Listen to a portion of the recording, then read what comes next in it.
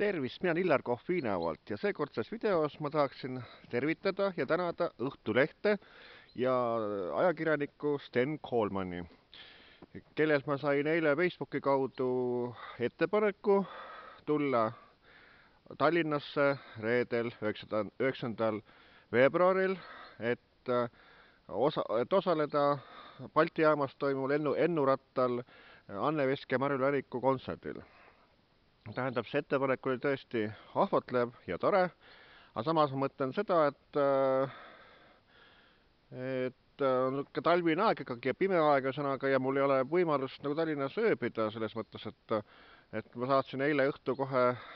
kirja Tallinna noortekodu juhatajal Tiina Koidule. Ta tavaliselt ma olen saanud nagu tema noortekodus seal kodupaigas ühesõnaga ööbida vahel, kui on vajadust läinud. Aga nüüd selgus, et Tallinna noortekodu kodupaik oli sulgenud oma uksed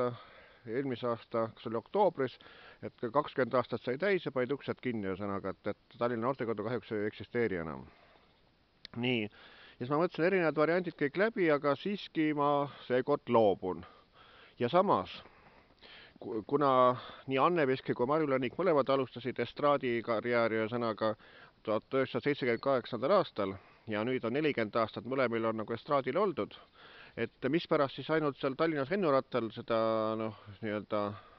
need kaks superstaari nagu laval nagu on, et sellised juubelikontserte võiks ju nüüd teha ju näiteks suvelgi, nagu siin oli mitukümmend aastat tagasi oli niisugune nagu suvekuningannade tuur, nagu Mis värvi on armastus, näiteks ka Pärnu Vallikäärus oli, kus olid nii Anne Veski kui Marju Länik olid mõlemad laval. Aga nüüd võiks samamoodi ju teha, et nüüd on 40 aastat ju mõlemil estraadil saab oldud ja nüüd võiks ju niisuguse Eesti tuuri teha, et kas siis meil kontserdikorraldajad siis on nii vähe, et ei saa sellist tuuri tehtud, et ma arvan, et ei oleks midagi ju nii Anne Veskile ega Marju Läniku selle vastu, et neid koos nagu laval nagu näidata ühesõnaga. Nii, ja siis ma olen ikkagi väga solvunud ja pettunud, suisa vihane president Kersti Kaljulaidi peale, et mispärast tema järjekordselt ei andnud teenete märki Marju Länikule. 40 aastat estraadil ja 60 aastane juubel oli, et mina tegin ju ettepanek, et Marju Länikul teenete märk anda. Aga, ja samas, eile selgus seegi, jälle mu Torisela vend Kardo nagu ütles, et Eiki Nestor, kes Riigikogu esimees oli teinud ettepaneku, et Kersti Kaljulaidi kandidatuur presidendiks esitada. Ja kas siis nüüd on tõesti niimoodi, et käsi peseb kätt, see on ka mõnes mõttes korruptsioon, et Eiki Nestori ettepanekul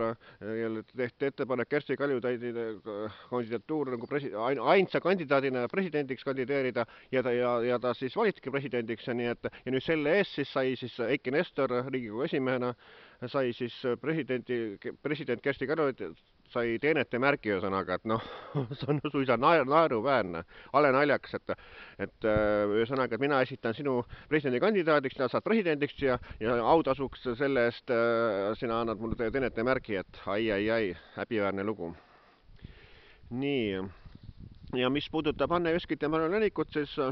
minu silmis on nad mõlemad suured superstaarid ja tiivad ühesõnaga, et Anne Veski on küll saanud erinevaid auhindu ja teenete märgid kõik kätte ühesõnaga, aga kui nüüd võrrelda nagu neid, kuidas ma ütlen, selle poole pealt, et kui sa kontserdi tahad nendega nagu pilti teha, et siis Anne Veskile ei meeldi pildi tegemine, et tema ei tahagi nagu ennast fännidega pildi peal näidata, aga Marju Länikule selle koha pealt mitte midagi, et tema alati ütleb, et ta tavaliselt tuleb nagu, ütleme, lihtsalt niisuguses dressides tuleb nagu sõidab autoga kontserdipaika ja siis muidugi siis ta vahetab oma need esinemisriided, paneb oma lavariided selga ja siis ütleb, et kui lavariietus on, et siis temale fännidega pildi tegemisest mitte midagi, nii et Marju Länik on niisugune lihtsam inimene ja sellepärast ka paljud teda nagu armastavad, et Anne Veski on rohkem niisugune tiibalik. Aga Anne Veski on ikkagi number 1 minu silmis alati olnud ja Marju Länik on ka vahva, nii et Marju Länikut kuulan samamoodi. Et Anne Veski kontsertidel ma olen nagu rohkem käinud, aga Marju Läniku kontsertidel nagu üle hulga sai käidud Pummis siin mitu suve tagasi. Ja seal ta jättis mul väga hea mulje ja siis ma rääkisin Tori sotsiaalmejuhataja Ave Aaslaidega, et Marju Läniku võiks kutsuda ka Torisse suvefestivali ööd ja päevad esinema ja eks Ave Aaslaid siis rääkis siis ilmselt siis Tori vallavalitsuse asja ja nii, et eelmisel suvel oligi ja Marju Länik siis Toris peaesinejaks.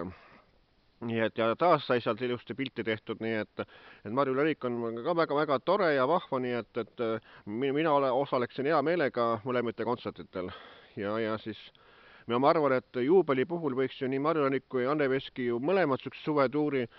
teha ju näiteks eeloleval suvel, ühesõnaga, et mispärast siis peaks ainult seal Tallinnas lennurattal olema ja sinna talvisel ajal sõitma, et Pärnus oleks ju palju ligemal olnud ja Pärnus on mul öömaa võimalusi rohkem ja nii et tervitan ja tänan Õhtulehte ja Sten Koolmani ettepaneku eest, aga kahjuks seekord ma ütlen ära.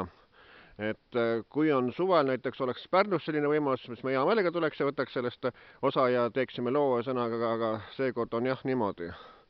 Nii et soovin kõigile kena talve jätku ja järgmise korrani. Mina olen Illar Kohv Viinavalt.